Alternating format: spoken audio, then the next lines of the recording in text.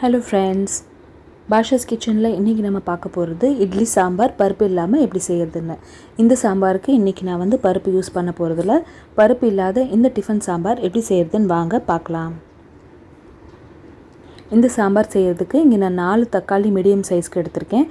ஒரு ப்ரெஷர் குக்கரில் கொஞ்சமாக தண்ணி விட்டு இப்போ இதை நம்ம மூடி வச்சு ஒரு 3 விசில் வேக வச்சு எடுத்துக்க போகிறோம். 3 விசில் வெந்ததுக்கப்புறமா இப்போ இதை நம்ம ப்ரெஷர் குக்கர்லேருந்து எடுத்து இதில் கொஞ்சமாக தண்ணி விட்டு ஆற வச்சிடலாம்.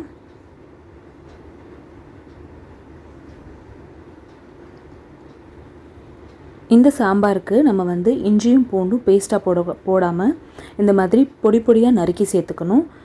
இதுக்கு தேவையான வெங்காயம், கருவேப்பிலை, அப்புறம் பச்சை மிளகாய் இங்கே நான் எடுத்து வச்சுருக்கேன். இப்போ ஒரு குக்கரில் 3லேருந்து 4 டேபிள் ஸ்பூன் அளவுக்கு எண்ணெய் விட்டுட்டு கடுகு, உளுந்தம்பருப்பு, அப்புறம் ஜீரகம் போட்டு தாளிச்சிக்கலாம்.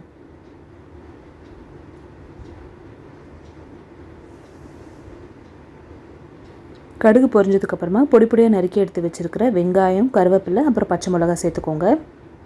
எல்லாத்தையும் நல்லா வதக்கி விட்டுக்கோங்க. வெங்காயம் இந்தளவு வதங்கினதுக்கப்புறமா பொடி பொடியாக நறுக்கி எடுத்து வச்சுருக்கிற இஞ்சியும் பூண்டையும் சேர்த்துருங்க. உங்களுக்கு பொடி பொடியாக நறுக்கின இஞ்சி பூண்டு பிடிக்கல அப்படின்னா நீங்கள் அதை நல்லா மசிச்சிட்டும் சேர்த்துக்கலாம். இப்போ தக்காளி நல்லா ஆறிடுச்சு. வெங்காயம் வதங்கிட்டு இருக்க டைமில் தக்காளி மேலே இருக்கிற அந்த தோலெல்லாம் எடுத்துருங்க. தக்காளியோட தோலை ரிமூவ் பண்ணிவிட்டு நல்லா கையை வச்சு மேஷ் பண்ணிக்கோங்க.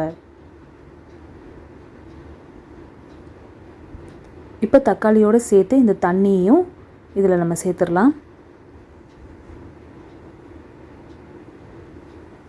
தக்காளி நெத்தாக இல்லாமல் நல்லா இந்த மாதிரி மசிஞ்சிடணும். அடுத்ததாக மசாலா சேர்த்துக்கலாம். மசாலாவில் இங்கே நான் 1 டீஸ்பூன் அளவுக்கு வெறும் மிளகாத்தூள், கொஞ்சமாக மஞ்சத்தூள், அப்புறம் 1 டீஸ்பூன் அளவுக்கு தனியாத்தூள் சேர்த்துருக்கேன். வெறும் மிளகாத்தூள் உங்களோட காரத்துக்கு ஏற்றாப்புல நீங்கள் சேர்த்துக்கோங்க. எல்லாத்தையும் நல்லா கலந்து விட்டுட்டு மசாலாவோட பச்சை வாசனை போகிற வரைக்கும் கொதிக்க விடுங்க.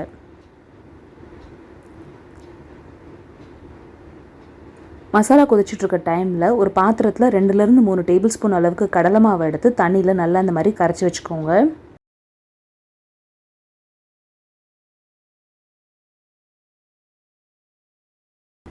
மசாலாவோட பச்சை வாசனை போன உடனேயே அதில் நம்ம கரைச்சி எடுத்து வச்சுருக்க கடலை மாவை சேர்த்துருங்க. கடலை மாவு சேர்க்கறதுனால சாம்பார் நல்லா நம்மளுக்கு திக் கன்சிஸ்டன்சி ஆகும். ஒரு 2லேருந்து 3 டேபிள் ஸ்பூன் அளவுக்கு நீங்கள் இந்த அளவு சாம்பாருக்கு சேர்த்திங்கன்னா போதும். நிறைய சேர்த்திங்கன்னா ரொம்ப குழன்னு திக்காக இருக்கும். அதனால் இந்தளவு சேர்த்திங்கன்னா போதும்.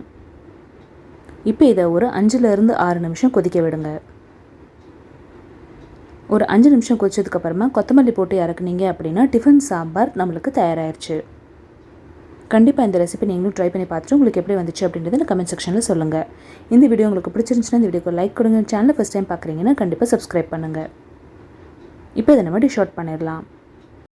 இதே மாதிரி டிஃபன் சாம்பார் ஹோட்டல் ஸ்டைல் உங்களுக்கு வேணும் அப்படின்னா கீழே டிஸ்கிரிப்ஷன் பாக்ஸில் லிங்க் பாருங்கள். இன்னொரு இன்ட்ரெஸ்டிங்கான வீடியோவில் அடுத்தவங்களை சந்திக்கிறேன். தேங்க்யூ ஸோ மச் ஃபார் வாட்சிங். பாய்.